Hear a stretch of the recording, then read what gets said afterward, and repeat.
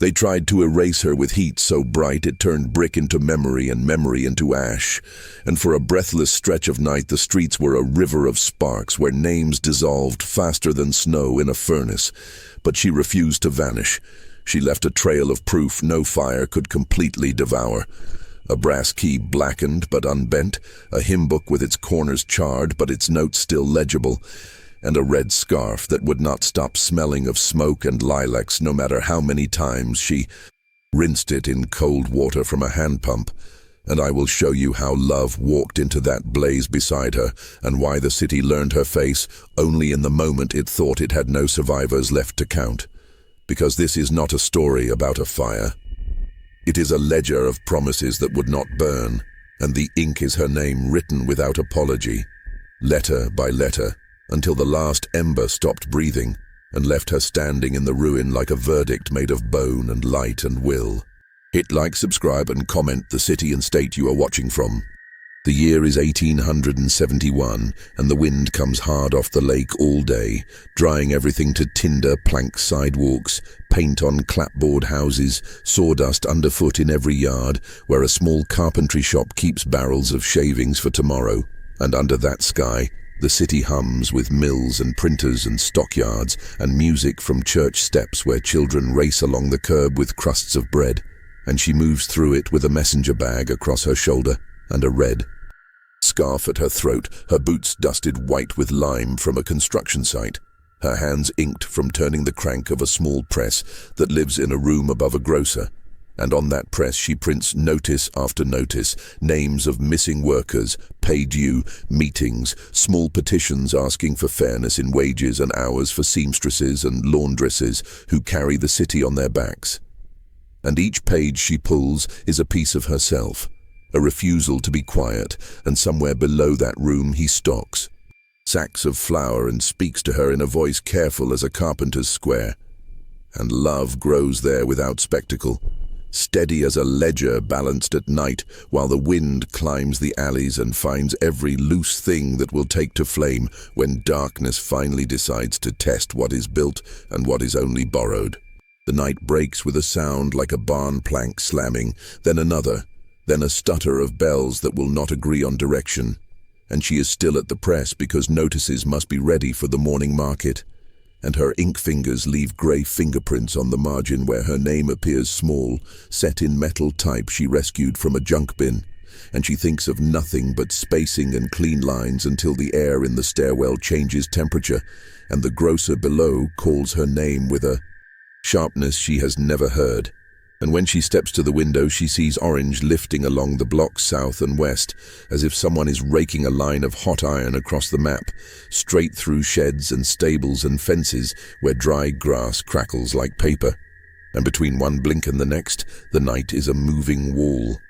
She ties her scarf tighter, reaches for the brass key on a thin chain that opens the press room and the lockbox where she keeps coins paid one by women whose names never make newspapers. And she thinks only of them when she douses the stove and drapes wet rags over the type cases, a ritual against panic. Then lifts the press handle once more, a reflex of goodbye, and lets it fall with a thud that sounds like a promise. He is on the stairs already, shoulder to the door, voice low but urgent, and when she turns he is there with his coat open and his mouth ash dry. And the first thing he does is put her bag across his own chest because he knows she will try to save too much, and he intends to leave nothing of her behind. They step into a street that has become a corridor of embers drifting sideways, and the wind takes sparks and throws them over rooftops to places that have not yet learned they are doomed. And along the boardwalk, people are already carrying tables and children and framed photographs pressed to their chests, and horses shiver and bolt, and men swear into the heat as if words could cool it, and under the roar there is a high, thin sound like a kettle left on a stove, the crying of nails in beams as they twist in the new weather. She does not run. She walks fast, eyes straight, hand in his, and in her other hand the hymn book pressed flat under her coat, because pages symbolize order, and if there is no order, there is no tomorrow. They go east because the sky there is darker, But the wind turns with them and throws fire ahead like scouts in a campaign, and to the north another line of orange leaps, and to the south the grocer's window pops outward, and gentle flour drifts into air so hot it flashes to a pale ghost and vanishes. And they both stop, because there is a memory here that must be taken. And he reaches through the broken door and pulls out the shop ledger, and the leather cover scorches his palm, and he laughs. Once, without humor, a single bark of pain and defiance, and slips the book under his shirt, where it will leave a brand he will wear until the end. They move again, crowd thickening, heat pushing, ash tasting like old pennies, and from somewhere behind them a beam falls, and the small press upstairs shudders through the floor. Then silence, then a deep sigh as if the building has accepted a decision. She does not look back. She keeps the red scarf at her mouth and tells him with a nod when to go left or right, because her sense of the streets is better, and they choose alleys with stone walls where fire hesitates. And once she pulls him flat against brick while a cart rattles past piled high with a cradle, a washboard, 2 chairs tied with rope, and a brass bed frame. And inside the cradle, a baby sleeping open-mouthed while his mother runs ahead holding a kettle by its handle because it is the only thing that carries water. People speak her name. She answers without slowing, tells them which road bends toward the river, which way the wind is pushing, whose yard has a hand pump and 2 barrels, and in each exchange there is love that does not announce itself, it simply moves another body a little closer to the morning. They reach a narrow court where laundry lines hang empty, the shirts already blown away, and beneath the ladder to a loft she stops because a small home with a low door stands there, and inside is an older woman who sewed collars for men who never learned her name. And that woman will not leave because she thinks her needle can help the city if she keeps it steady, and the fire will take her in 5 minutes if no one interrupts her faith. She drops the hymn book into his hands and goes in stooped because the roof is short, and he waits outside counting, jaw clenched, eyes on the eaves for the first lick of flame. And when he reaches 10, she is back out with the older woman at her side, thin arms stiff as kindling, and they walk together until the ground widens, and then he lifts the older woman without ceremony and carries her, because this is not a night for pride. A coal lands on his shoulder and smokes, and she slaps it away and keeps moving. There is a moment in every catastrophe when the rules change so completely that people become their best selves or their worst selves, and both are obvious. And tonight that line runs right along the river, where some men block the way to save their own wagons, and some open their arms and lift strangers in as if boats were a public oath. He and she choose a path where lamplight still holds on a pole that shudders with heat, and at its base a boy has stacked rocks into the shape of a wall because his father once told him walls stand. And that detail will live in her for years because it is exactly what she believes about words and printing and the slow stacking of lines into a barrier no wind can carry. They give the older woman into hands that will ferry her across, and he takes back the hymn book and slides it flat against his chest alongside the grocer's ledger, and between those 2 rectangles she hears his heart, stubborn and fast. Past midnight the fire eats north as if guided by a cruel cartographer, drawing a border of ruin nobody voted for, and the courthouse bell melts and the sound it makes is a strange metallic sob. And along the street, orphaned dogs bark until their throats fail, and she stops because she sees a child sitting under a cart with the calm of someone already beyond fear, and she kneels and tells him that the morning still exists, and he must move toward it now, and he nods and rises without words and holds her red scarf for a second, as if testing the reality of color, then releases it and goes. He watches her and knows something fixed inside him has shifted. He will never again be content to be the man who counts sacks and measures flour. He will build something with her that cannot be burned because it will be built of people who refuse to be divided. And though he does not yet know the cost, he accepts it as naturally as breathing smoke. Near dawn, the wind slackens and the fire finds new fuel in places they thought safe. Timber bridges, piles of lumber near the water, warehouses where roped bundles of shavings lie stacked to the rafters, and everything brightens once more, a fresh appetite, and he and she stand at the edge of a public square that is no longer a square but a plain of embers whitened like bones, and in that light faces go pale and eyes water not from heat, but from a knowledge too large to hold. They watch a row of houses fold, one after another as if bowing to a cruel monarch, and she finally speaks more than a single instruction. She tells him she will not let the names disappear, the seamstresses, the laundresses, the boys who hauled coal, the women who cleaned hotel floors until their backs felt like cracked boards. She will write them on paper again, set them in metal type again, pull the handle again, and hand pages to anyone who will carry them across town until every lost person is found in print. And he answers that he will always be the arms that lift things through smoke. And she smiles once, quick, teeth flashing like another kind of flame, and then she starts walking toward the east, where a church steeple still points at a clean piece of sky. In the days that follow, ash is everywhere, fine as flour, inside boots and under fingernails, and in the corners of eyes. And the smell lingers in hair and fabric, no matter how long people stand at pumps and rinse.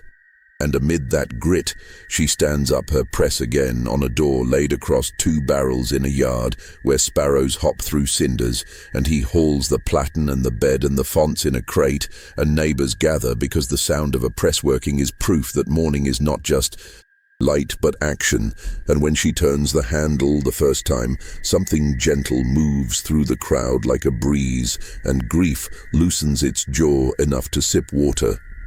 She prints lists. She prints where to get bread and where to fetch nails, and who is missing, and who was seen at the river. She prints a column that says without apology that women kept the city moving while the fire ran, and she sets her own name at the end, not for pride, but for accountability. And he reads it aloud once to those gathered, voice clear, and when he finishes, he uses the brass key to lock a simple box where they keep the coins and the notes people leave. And from that day, the key becomes one of their objects that will not leave their pockets. Cool reminder of a door they opened together when everything else closed. Work binds them. Love deepens in the space between errands, in the gesture of a cup of water placed in a hand coated with ink, in the act of wiping grit from the corner of an eye with a clean cloth, in the quick inventory he does of her posture before she lifts the chase so he can step in and take the weight without turning it into a rescue. Nights they lean against a wall and read the hymn book, not as a religious duty, but as a promise to keep rhythm, to move line by line without haste, to choose words like nails that hold and never bend under weather. She speaks of a school for girls who work 12 hours and still want to read by a lamp, and he sketches a room with benches and a front table and a shelf for books, and on that shelf he draws the hymn book and a red scarf folded next to it because color should rest after too much fire. The city begins to build with a speed that makes the ground seem to vibrate, and with that speed comes the old habit of forgetting the hands that do the lifting and the voices that shape the first maps back from ruin. Money moves in. Promises arrive with big words and hard edges, and men in clean coats write tall lists of what will be made and who will serve whom, and her printed columns become inconvenient. She writes about fair wages again, and about widows who paid rent for houses that no longer exist, and about laundresses told to return to work for less pay because ash is just ash and does not count as a reason to ask for more. She writes that memory is a road you patrol on foot, not a picture hanging in a parlor, and some men do not care for the way her sentences refuse to apologize. Pressure arrives quietly at first. A city official smiles and suggests she focus on inspirational notes. A businessman offers to buy her press at a handsome price and relocate her to a neat room where the windows face west, and the rent will be paid as long as she prints announcements that make people comfortable. She declines with a politeness that has an iron spine. He stands beside her and does not speak for her because her voice carries just fine. The next morning a notice appears nailed to a post near their door, unsigned, advising everyone to support unity and remove agitators who keep the soot of old grievances floating when new buildings need clean air. She pulls the nail with calm hands, folds the notice into 4, and slides it under the brass key in the lockbox like a specimen.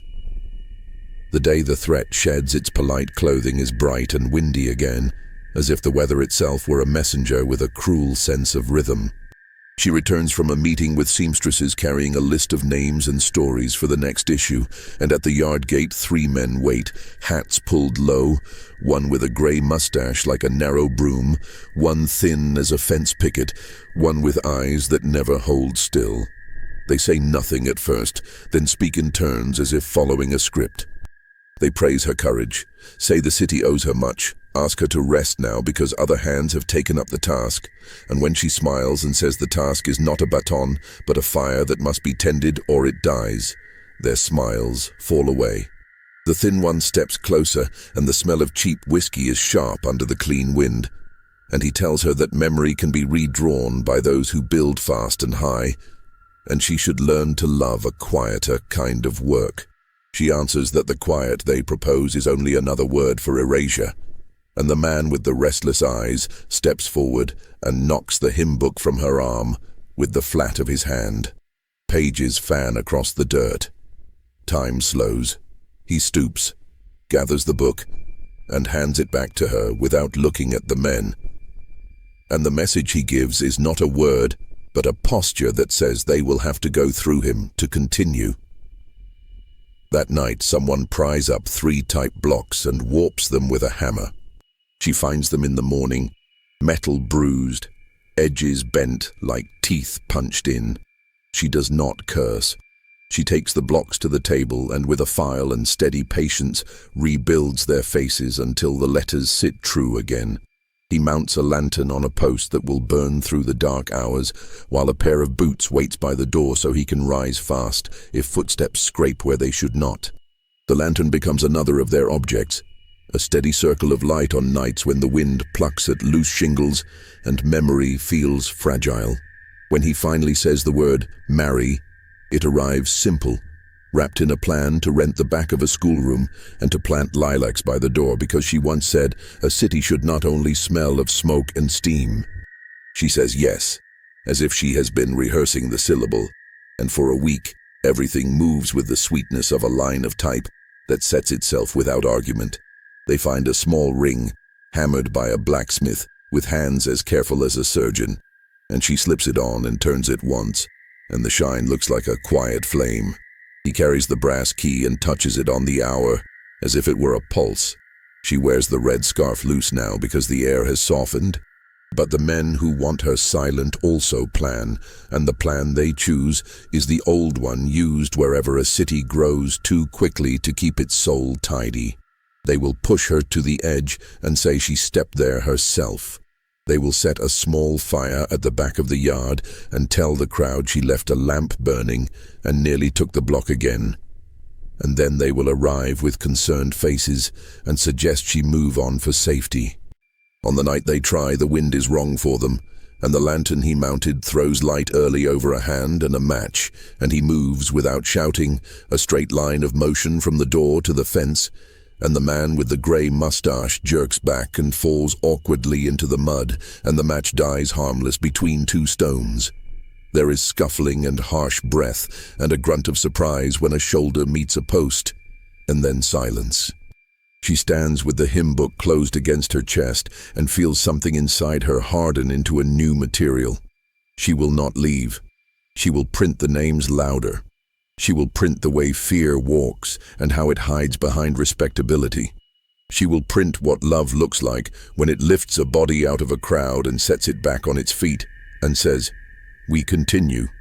Morning brings neighbors with bread and coffee and stories of small victories, a wall raised, a child found, a lost dog returned, and the yard brightens with the kind of light that makes not only things, but intentions clear. He oils the press. She sets the type for a headline that speaks plain, and when the first sheet slides out, damp and full of sentences that refuse to bend, the city breathes in a new way. And somewhere in that breath, the men who tried to erase her like she never lived realize their error. She has already become the page itself. They can scorch the edges, and still the meaning will stand. She ties the red scarf once and steps to the street to pass pages into hands. He watches her from the doorway and sees the horizon that has formed between them, not a distance but a purpose, and in that purpose he understands the cost waiting in the next blocks, where anger had no words until she gave it a vocabulary, and now those who feed on confusion will come with better tools.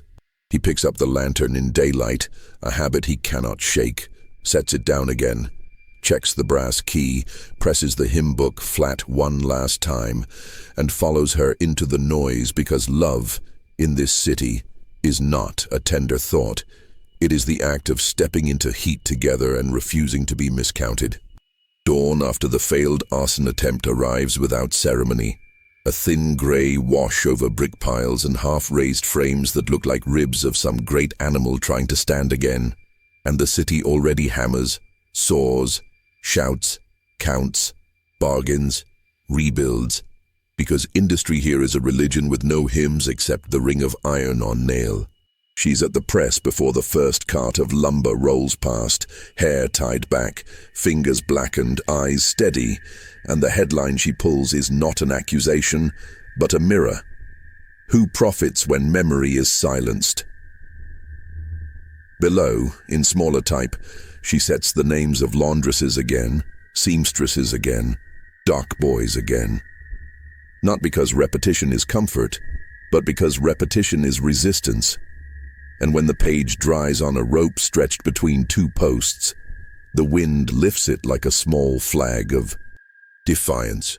He stands beside her, shirt sleeves rolled, hands scarred from the scuffle, and the morning smells of wet clay and hot iron and bread baking in a house that did not exist a month ago, and there is a fragile sweetness in that mix, a hint that survival has texture, not only pain. Word travels faster than horses now. Pages drift through taverns, rail depots, churchyards, boarding houses where night shift workers eat stew at sunrise. Some read and nod, some read and scoff. Some burn the sheet and claim loyalty to progress. But even ash carries meaning if the words were true before flame touched them. By noon, a group of bricklayers arrives with coins wrapped in cloth, places them in her hand without speech, and returns to their scaffolds where they balance on planks above streets still streaked with soot. A teacher sends her pupils with a jar of buttons and 2 eggs, and the buttons clatter into the lockbox like a strange tithe, proof that currency comes in many shapes when gratitude outruns salary. But not all gifts are welcome. A polished carriage stops at the yard gate, its wheels spotless despite the dust, and a man steps down with the gait of someone accustomed to being obeyed. He introduces himself as a representative of civic improvement, a phrase so smooth it hides its edges. He praises her vigor, her clarity, her influence, then presents a contract rolled in blue ribbon. The city plans a grand commemorative edition, he says, a single handsome volume printed on fine stock, names of the fallen in gold, a dedication to resilience, a foreword by the mayor, distribution to every library from here to the ocean. All she must do is sign, let the official historian reorder the narrative for elegance, remove phrases that might divide, and accept a generous fee to rest her hands a while. She listens, expression carved from calm stone. He watches the way her fingers drum once on the press frame, a rhythm he has learned to read as gathering thunder. She does not raise her voice. She simply says that memory does not take dictation from men who arrived after the ash cooled. The representative blinks, adjusts his gloves, warns her gently that the city will move on without her if she refuses its embrace. She answers that the city she prints already carries her ink under its nails, and that is enough. When he departs, the wheels cut ruts in the yard, shallow but visible, like a map of future conflict traced in mud. By midsummer, the rebuilt blocks glitter with new glass, and posters announce a civic parade celebrating rebirth. She is not invited to speak. Instead, she stands among the crowd, red scarf bright as a warning flare, and watches men on horseback wave banners stitched by women whose wages have not risen since the fire. When the mayor proclaims the city cleansed by flame, a murmur ripples outward like a crack in ice. She feels the sentence lodge in her chest, an erasure attempted in public daylight. That night, she prints a broadside titled, "Cleansing is not rebuilding," and nails it to every lamppost within 10 blocks, each sheet weighted at the bottom by a pebble of charred brick, reminder of what words try to bury. He works late, reinforcing the yard fence, repairing the lantern post, sharpening awareness into instinct. Their romance is not softness but alliance, forged in hours when ink runs low and tempers run high, when she snaps at a stuck-type block and he answers by placing a cup of water in her hand without reproach. They talk of marriage still, but the date drifts like a leaf on current. The press comes first because truth has no patience for ceremonies. Yet in stolen minutes they plan a schoolroom with a long table, girls learning letters by setting type, women reading ledgers they once only signed with an X, and in that vision their faces soften, touched by a future that smells not of smoke, but of paper warmed by lamplight. Opposition evolves. Polite threats become targeted shortages. The paper mill loses her order. The foundry delays replacement sorts. A shipment of ink arrives watered down, separating in the jar like oil and grief. She adapts, mixing soot with linseed, carving temporary letters from scrap wood, printing on the backside of discarded posters. The rough texture gives each page a weight that feels almost sacred, as if the city itself were lending its bruised skin to the work. Neighbors help, a boy grinding charcoal in a mortar, an old baker offering flour sacks for rag pulp, a widow mending the press belt with thread waxed from a candle stub. One evening, a stone crashes through the window, trailing a ribbon of glass and wind. The note tied to it reads, "The fire should have finished you." She picks up the stone, rolls it in her palm, sets it on the table beside the brass key and the lantern. Another object anchor now, proof that hatred is also a record. He boards the window, jaw set, eyes dark. She touches his shoulder, says quietly, "If they break every pane, we still see the sky." He nods. But later, when she sleeps at the table, cheek on her forearm, he stands guard with the lantern lit, its wick trimmed low, a small sun in a room determined not to go dark. Autumn brings the trial, not in a courtroom, but in the square, where the civic board posts a summons accusing her of inciting unrest, damaging morale, and disseminating narratives injurious to public confidence. A hearing is set. 3 days hence, open to citizens. Rumor spreads like sparks on a dry roof. Some urge caution, tell her to print an apology, to bend a little for safety's sake. She thanks them and continues setting type. He tightens the screws on the press bed as if preparing a weapon of truth. The hymn book lies open to a page where the margin once scorched is now annotated in her hand. Fire reveals structure. The day of the hearing, the hall fills beyond capacity. Merchants, laborers, seamstresses, bricklayers, children perched on windowsills. The board sits at a long table, suit stiff, eyes colder than marble steps. They question her for hours, twisting her words, praising her courage while condemning her influence, asking whether she loves the city or only her own voice. She answers with facts. Numbers of widows unpaid, streets renamed without consent, schools rebuilt without books, wages docked for reconstruction fees. She speaks without tremor, each sentence a nail driven clean. When they accuse her of dividing the populace, she lifts the brass key from her pocket, holds it up, says, "This opened a room where ink kept track of lives. That record did not divide us. The fire did. Silence did. Profiting from ashes did." Murmurs swell. Someone begins to clap, then others. The chairman bangs his gavel, declares the session adjourned, promises a verdict in closed chambers. But outside, the crowd lifts her on their shoulders, not as a saint, but as a ledger come alive, proof that numbers can speak if set in the right order. He walks beside, one hand steadying her boot, the other gripping the lantern post he tore from their yard so the light would follow. Night falls before the verdict, but the verdict is already moving through the streets in whispers, in kitchen talk, in the way children chalk her initials on a wall. The board will not jail her, that would make her larger. They will revoke her license to print. They will seize the press at dawn under escort. She knows this before the knock comes. He knows it too. They sit together at the table, hymn book between them, red scarf folded once, brass key glinting. There is still time to flee. She could leave, start again in another town, marry, teach, breathe easier. She looks at him, sees the question he will not ask, because love, for him, is not a cage but a door held open. She reaches for the scarf, ties it slowly, stands. If they take the press, they take nothing, she says, unless we let the words go quiet. He rises, lifts the press bed, heavy as a promise, and together they carry it into the street, where the lantern throws their shadows long against walls built too quickly to remember who mixed the mortar. Neighbors join, forming a moving column, a quiet parade of ink-stained hands and soot-ringed eyes. They march toward the river, where the first fire once leapt, and there, under starlight, she reads aloud the names printed that morning, each one a bell that will not melt. And when the board's men arrive at the empty yard at dawn, they find only a clean floor, a hymn book missing, a stone on the table, and a single sheet nailed to the door.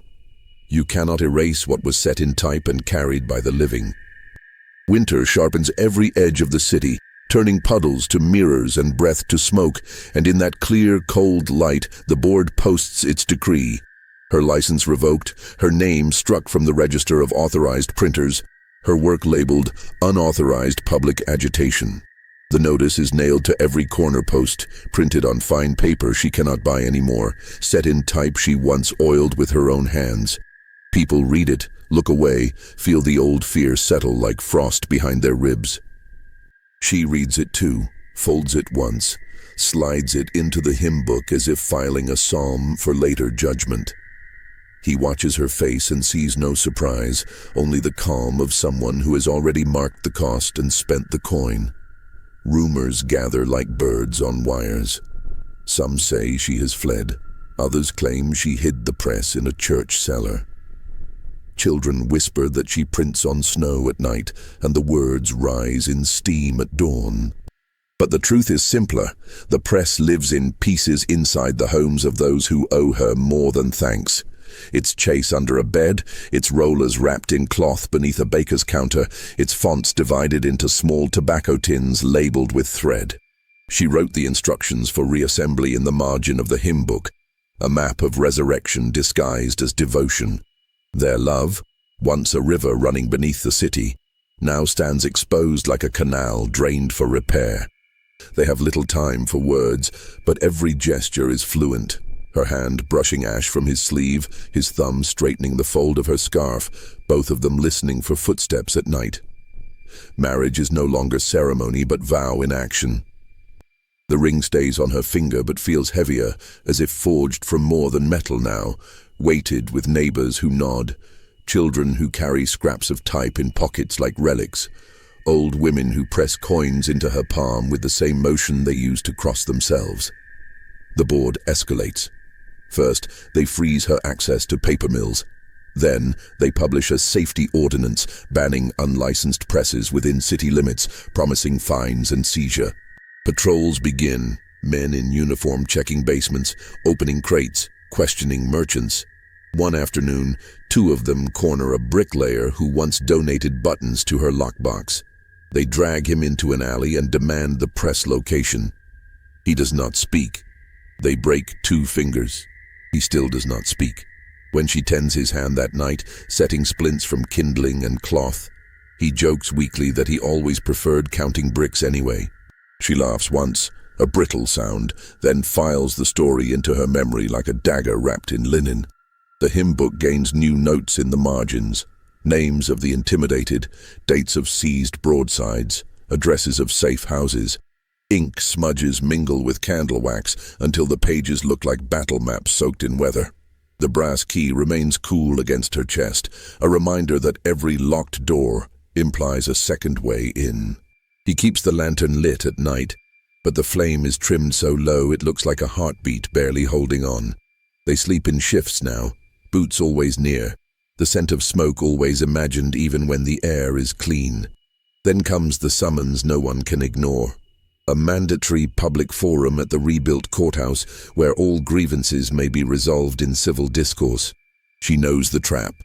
Frame her as unstable, let reasonable men discredit her in front of a controlled crowd, use her own eloquence against her. He urges caution, not silence.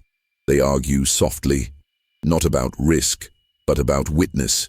If she does not stand, they own the narrative.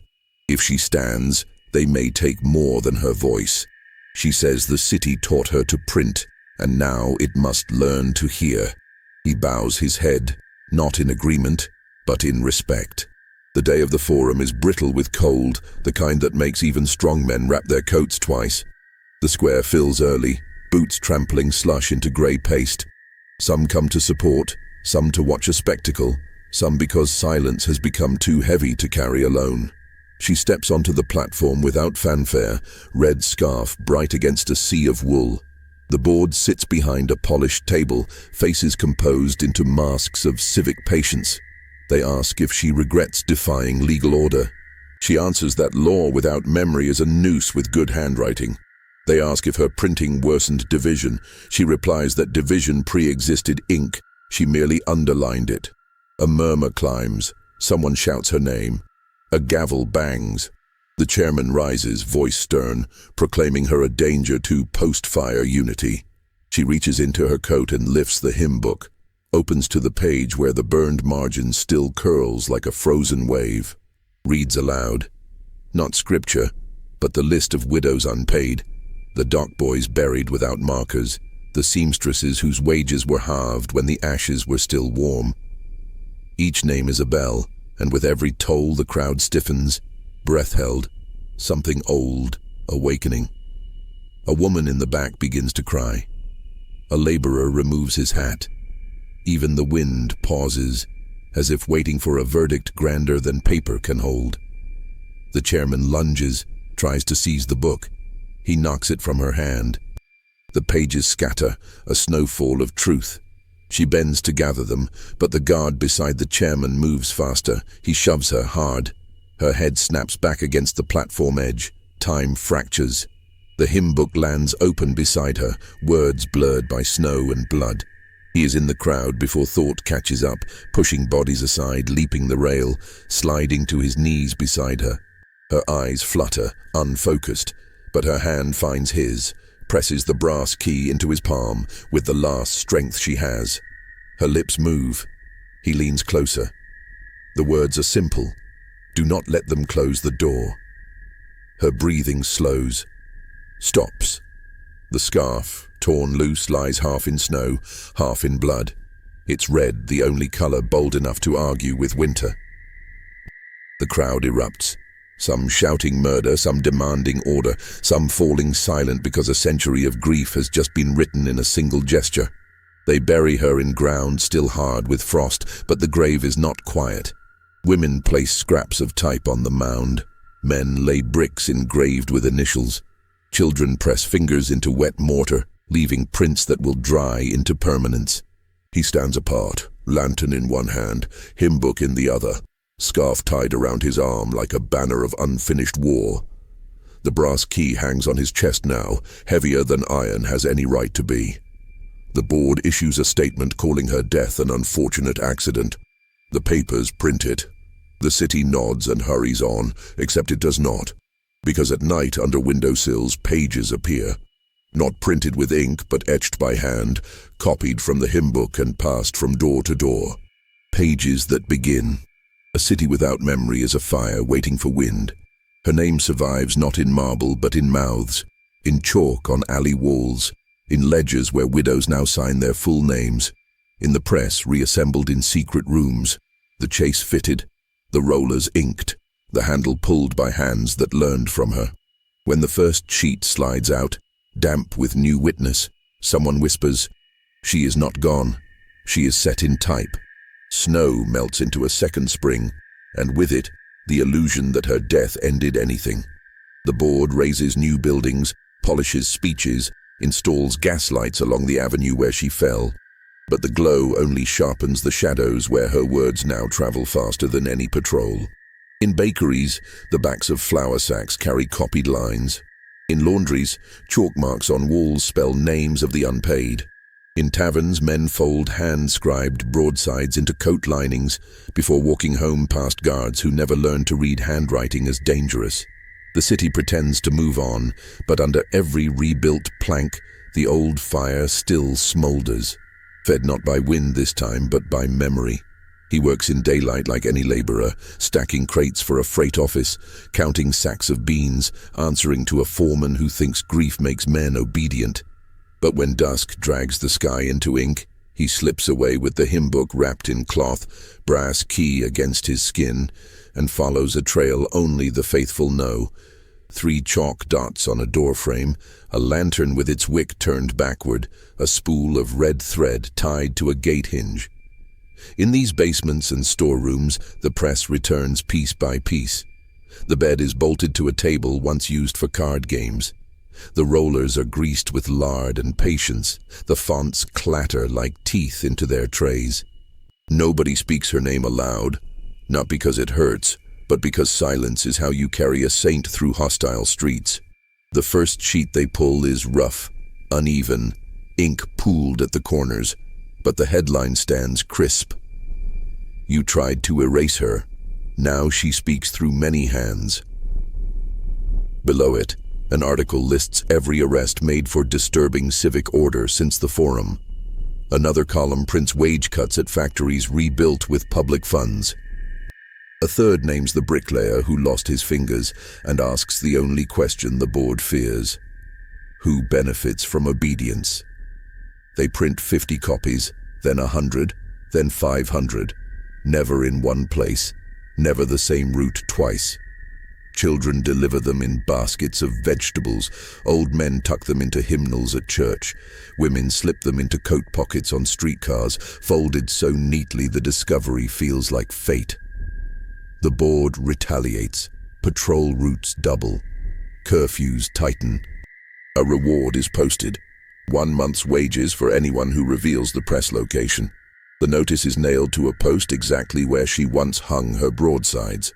He tears it down with a controlled calm, folds it, and adds it to the hymn book like a footnote to tyranny. That night he walks home under a sky thick with lake fog, every footstep dampened, every shadow swollen. He does not see the men until they flank him. 3, same as before, but bolder now. The one with the restless eyes speaks first. The city buries its dead. You keep digging them up. They beat him with the etiquette of men who believe violence is a civic duty. No blade, no gun, just fists and a boot aimed at the ribs where the brass key hangs like an accusation. He stays silent, not heroic, just certain that words are safer in bruised skin than in enemy hands. When they leave, he lies still, counting each broken breath like typeset spaces, until the cough of a wagon tells him help has arrived. A girl with soot on her cheeks and a basket of laundry lifts his head into her lap. She printed my name once, the girl says. Now I keep yours. He wakes in a safe room above a stable, bandaged, aching, but alive. On the wall hangs the lantern, wick trimmed, flame steady. Under his hand, wrapped in cloth, the hymn book waits.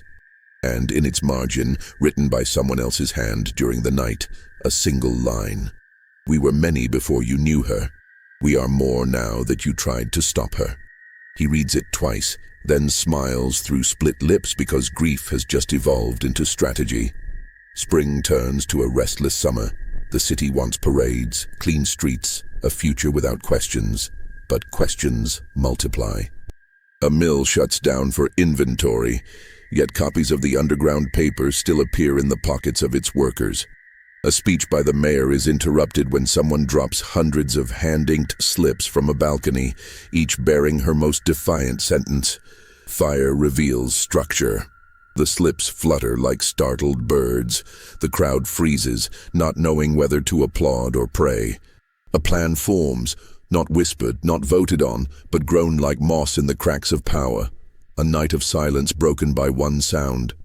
A single pull of the press heard across the city, the signal for every hidden page, every stolen sheet, every copied line to surface at once. Not a riot, a remembering. The hymn book becomes the ledger of coordinates, addresses, timings, carriers. He studies it like scripture, tracing the scorch mark on the margin as if it were a boundary between fear and purpose. On the chosen night, lanterns burn in 5 windows across 5 wards. Doors unlatch, crates open, ink thick as midnight is stirred with spoons, and in every hidden room, the handle of a press lowers, some wood, some iron, some improvised from wagon jacks and hinges. The sound is low, rhythmic, stubborn. A heartbeat multiplied. The city sleeps, but its foundations shudder under a truth running in parallel. Just before dawn, the final page is printed. Its headline is not hers or his, but theirs. We are the part you cannot erase. The sheet carries no signature, but every reader knows the ghost in the ink. They say her red scarf was seen on a clothesline that night, tied like a flag. They say the brass key left an imprint on a new brick near the courthouse, pressed before the clay dried. They say the hymn book, once blood-marked, now passes from hand to hand, its burned corner soft as leather worn by faith. The board will respond with laws, with arrests, with speeches polished to a shine that hides the rot. But something irreversible has already happened. The city has learned to remember out loud. And once memory becomes public property, no ordinance can fence it. The board mistakes momentum for victory. They believe the underground press has spent its ink, that the night of synchronized printing was a final gasp rather than a first breath. So they act with the certainty of men who have forgotten that fear and obedience are not the same thing. A proclamation is issued. All unauthorized printed material is now classified as sedition, punishable by seizure of property and permanent exile from the city limits. The word exile lands like an antique hammer, unused for decades, suddenly sharpened. They are no longer pretending this is about safety. It is about erasing inheritance. At the freight office, he is dismissed without a word, his desk already emptied. His name struck from the ledger. The foreman cannot meet his eye. The message is clear. Cut off the carrier, starve the message. But hunger has never stopped a story, only sharpened its teeth. He leaves calmly, brass key tucked inside his coat, hymn book bound tight in cloth. Outside, a boy runs up, breathless, presses a folded paper into his hand, and vanishes before thanks can form. The paper holds just 3 words. Tonight, lantern high. No signature, no need. The city waits like an animal that senses a storm but cannot see lightning. People speak in lowered tones, glancing at door frames for chalk symbols. Workers pause mid-shift when a rustle passes through the crowd, as if a rumor has become wind. Mothers lifting wash from lines find broadsides pinned beneath clothespins. Bakers pull loaves from ovens and find a single sheet rising from the steam. Even the patrolmen grow uneasy. Their boots echo louder than usual, as if the streets have begun to listen. He moves through it silently, collecting signs, mapping tension. The press is ready, assembled in its newest shelter, a root cellar lined with flour sacks to muffle sound. The ink is thick, the type trued, the handle oiled. All that remains is the final page, the one she meant to print before they killed her, the one she spoke of the night before the forum, when she said memory needed a closing line that could not be revised. He opens the hymn book to the page where her handwriting curves across the burned margin, an unfinished headline only 3 words long. When they return. No period, no explanation, just a promise shaped like a warning. He stares at it a long time, breath slow, decision forming not in thought but in spine. He will finish the line, not with ink alone, but with the act that forces the city to choose whether it will live as a ledger or a tomb. Night arrives not with darkness, but with tension. The board has summoned a public display for the next morning, a bonfire of confiscated papers. In the very square where she died, they will burn the proof and call it cleansing. They will invite the public to watch and clap. They will turn memory into smoke again and call it order, unless someone strikes first. He lights the lantern. Not the small one from the yard. This is the taller one, the heavy one, the one they once used to guide refugees through alley smoke. Its flame is steady, bright, impossible to hide. He hangs it from the highest beam of the cellar, the signal agreed upon. Lantern high means pages must move now. No delay, no return. Messengers scatter from doorways like seeds in a hard wind. Within minutes, every surviving copy of the new sheet is in motion, stitched behind coat linings, folded inside hymnals, slipped beneath sleeping children's pillows. The board's men cannot seize what is already in circulation, what is already memorized, what is already spoken aloud by workers walking home in pairs. But he is not finished. He takes the final sheet from the press, still damp, smudged at the edge where his thumb shook, and walks into the street. Snow crunches underfoot. Breath ghosts the air. He carries no weapon, only the lantern, the page, and the brass key. He heads toward the square. The guards see him first, mutter, then shout. They do not understand, not yet. They see only a man walking where he should not walk, carrying light where they ordered darkness. People begin to follow. Just a few at first, then more, then many, drawn not by certainty but by instinct, the same instinct that once made them step toward her voice in the fire. By the time he reaches the platform, the crowd has thickened, silent, waiting. A patrolman orders him back. He keeps walking. Another blocks his path. He lifts the brass key, and for a moment the man hesitates, not at the metal itself, but at what it represents, access that cannot be revoked. He steps onto the platform where her blood once froze into the grain of the wood, holds up the sheet, reads the final line she never lived to finish. When they return, we name them. A sound rolls through the crowd, not applause, not riot, but recognition, the kind that spreads faster than fire ever could. The chairman shouts an order. The shot cracks the air. He falls holding the lantern high. It does not drop. It hangs from his hand until the flame touches the oil and bursts into brightness, haloing his body in a light so fierce even the guards recoil. The lantern shatters. Fire spills across the platform, not wild, not reckless, but controlled, as if obeying the memory of a woman who once walked through flame without fear. The page he held drifts upward on the heat, lifting above the crowd, caught in an updraft like a leaf returning to its tree, and the people, finally, move. They do not riot. They remember. They shout names. They shout wages owed.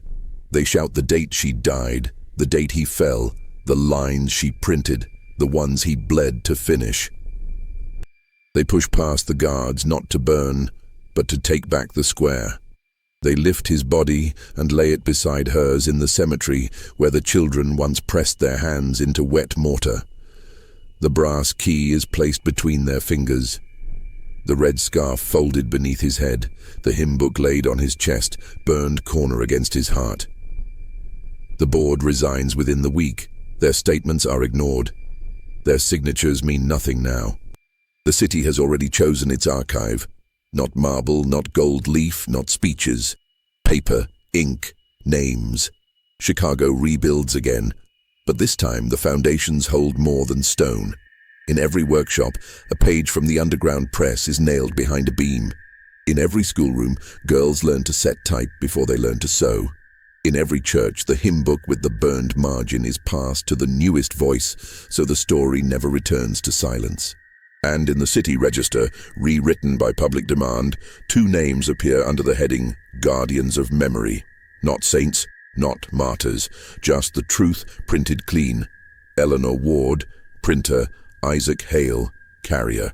Their deaths do not end the story because they never asked to live in statues. They asked to live in sentences, and they do. Every time someone speaks a name the city once tried to erase. When the wind blows off the lake in late autumn, it still carries ash if you know how to smell it. Not from fire, from paper, worn, folded, passed hand to hand until the fibers memorized the fingers that held them.